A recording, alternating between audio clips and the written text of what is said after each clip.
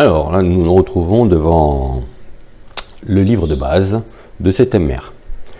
Alors, c'est un livre à couverture rigide, traditionnel aux éditions Studio Agathe. Alors, commençons par voir un petit peu de quoi il en retourne.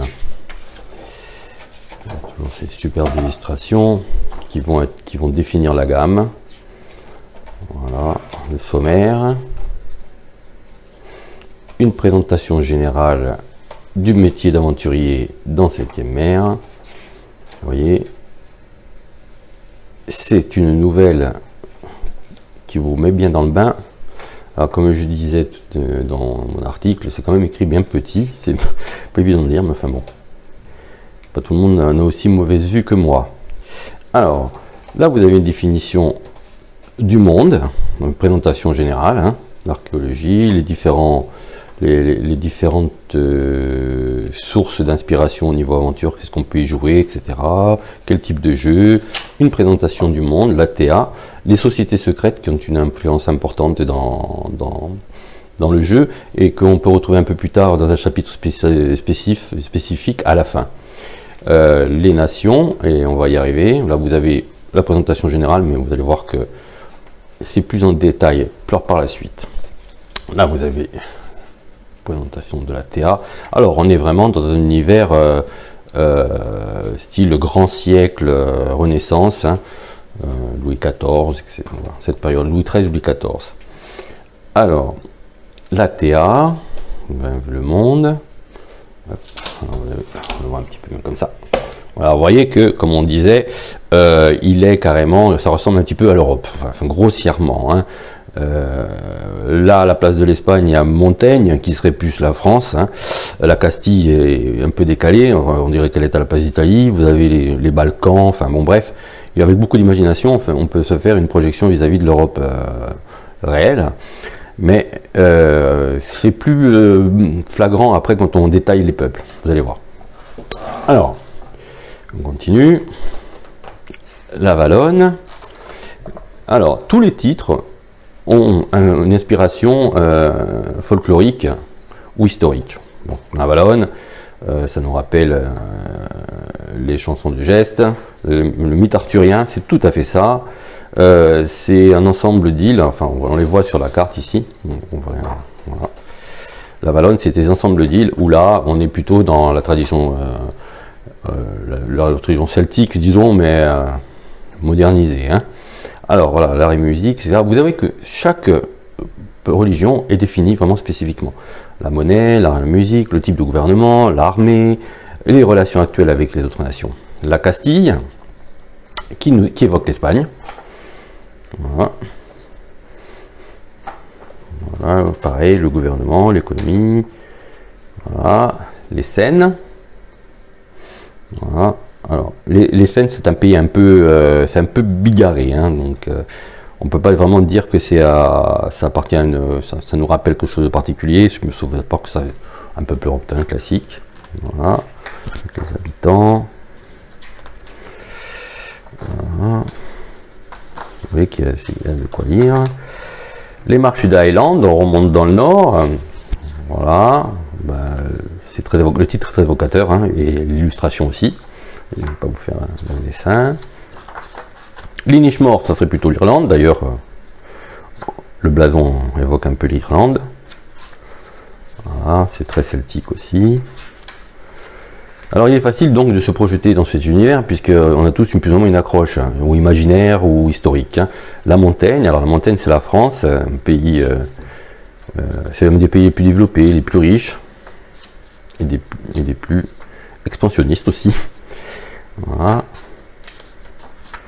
La Fédération Saint-Martienne, qui est un ensemble de peuples qui évoque un peu l'Est, hein, les peuples slaves. D'ailleurs, l'illustration le confirme un peu. Le Sura, alors là, on grimpe dans le nord. On est encore plus dans la population russe. Voilà. Voilà. Le Western Magnard, c'est un peuple de pirates qui, évidemment, nous rappelle de suite les Vikings. La Vodace, alors je sais pas comment on dit, moi j'ai dit Vodace parce que bon, mais bon, c'est un peuple, une culture un peu. Alors, les strates sociales sont un peu plus particulières et c'est un univers c'est un pays qui est un peu plus axé sur, si vous voulez jouer un filou, Vodace, c'est pourquoi pas. Voilà. Alors, on a vu les principales nations. La vie en TA axée aussi sur la mer, d'où le titre, mais pas que. Vous n'êtes pas obligé, vous pouvez faire une campagne totale des 7e mers tout en restant, ne mettant jamais un pied sur un bateau.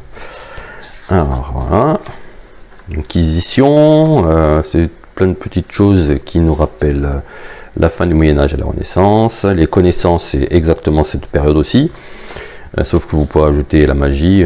Voilà. Les sociétés secrètes, alors on en parle un petit peu partout, mais vous avez, voilà, les fraternités de la côte, etc. Et vous allez voir qu'on en reparle aussi à la fin.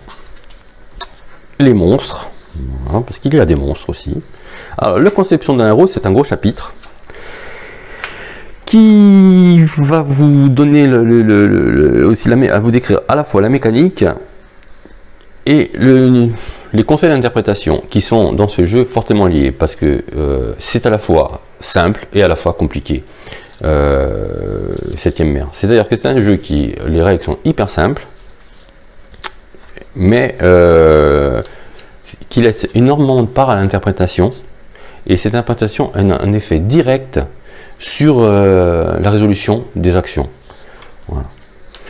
Donc c'est un jeu qui est facile à appréhender, mais qui est plus compliqué à maîtriser, parce qu'il y a énormément de petits détails à faire entrer en compte, et il vaut mieux jouer à 7e mer avec un maître de jeu quand même expérimenté, un peu de bouteille. C'est pas un jeu que je conseillerais franchement à un débutant. Voilà, la création du héros, le concept, les caractéristiques. Voilà. Alors c'est très libre au niveau de la création du héros. Hein. Vous allez voir que voilà, par exemple, on a les historiques de base. Voilà, vous voyez, il y a quand même, on crée son héros à partir d'un historique et d'une nation. Et vous voyez que l'historique, il y a énormément de choix. C'est impressionnant. Après, ça c'était général, et après à chaque fois, vous avez des historiques spécifiques si vous choisissez un pays particulier. Ça vous donne un éventail de personnages assez intéressant. Voilà. La résolution des actions, c'est relativement simple. On jette des dés en fonction, et on ajoute la caractéristique et la compétence concernée, et on jette un dé si le score est inférieur ou égal. On crée un petit un pôle de mise en fait. Voilà. Ça sera un peu plus détaillé dans l'article, parce que voilà. Là on est en feuilletage express. Alors vous voyez qu'il y a beaucoup de lectures. Tiens donc, les arcanes, voilà, accroissement des caractéristiques, c'est classique dans le jeu de rôle. Les actions et péripéties, voilà, là c'est la mécanique de jeu. Alors c'est là que je vous disais que les actions et les péripéties, c'est c'est à la fois très intéressant parce que ça permet énormément d'interprétation, et ça donne un effet épique et héroïque très on le ressent énormément. Par contre, ça demande pas mal d'expérience de jeu de rôle. Je dis ça, mais peut-être que certains joueurs débutants ils s'en sortiront aussi, mais c'est plus compliqué. Voilà, une petite nouvelle. Les règles pour le maître typique du jeu, donc on va se passer assez vite si vous êtes un... Alors, c'est un principe de bande de scélérats, hein. Vous avez des sous-fifres et vous avez des personnages plus costauds. Les sous-fifres sont traités de manière plus succincte, et voilà, les personnages plus costauds se voient attribuer des caractéristiques qui sont pratiquement aussi importantes que celles des personnages joueurs. La sorcellerie, qui n'est pas négligeable dans 7e mer. Voilà. Voilà, les sorciers. Il y a pas mal d'illustrations qui vous permettent de vous faire une petite idée, voilà, pour votre inspiration personnelle. Voilà. Hop. Voilà. Il y a du tarot, c'est le jeu de sorte. Les duels, le principe des duels, évidemment, on est dans un jeu de KPDP aussi, donc les duels, c'est les duellistes. Et les duellistes, c'est c'est un des moments importants du jeu. Voilà. Et les duellistes, ce sont des castes. Enfin, vous pouvez choisir dueliste au début ou plus tard dans le jeu. Ils ont des capacités particulières. La navigation, on y est. Voilà. Alors, les joueurs peuvent agir de concert pendant les batailles navales et décider de leurs actions en fonction de leur position sur le bateau. C'est très bien défini. Voilà. Le pillage, voilà, les batailles navales et les sociétés secrètes. Voilà. Les sociétés secrètes, il y a un grand nombre de sociétés secrètes, de la plus classique, guilde des voleurs, etc. Après les fraternités de la côte, hein, finalement, les nations pirates, les explorateurs, les chevaliers de la rose et de la croix, le collège invisible, ça évoque évidemment la magie. Voilà, il y en a quand même pas mal à voir dans ce livre de base, qui n'est qu'un premier pas dans la grande aventure de 7e mer, qui est une gamme très très étendue. Et enfin, quelques précisions sur le maître de jeu, surtout pour les maîtres de jeu débutants, pour pas qu'ils paniquent. Il y a quelques petits conseils d'improvisation, voilà, ne pas se brider, etc. Bon, les conseils classiques qu'on donne dans chaque livre de règles. Alors vous voyez que là vous avez carrément dans ce livre à la fois le nécessaire pour les joueurs mais aussi pour le maître de jeu. C'est pas besoin, on n'est pas Donjon Dragon, il n'y a pas de livre. Voilà. Voilà, tout va bien se passer. C'est exactement. Et on finit par les annexes pour s'y retrouver un peu plus rapidement. Voilà, il vous reste plus qu'à jouer. À bientôt.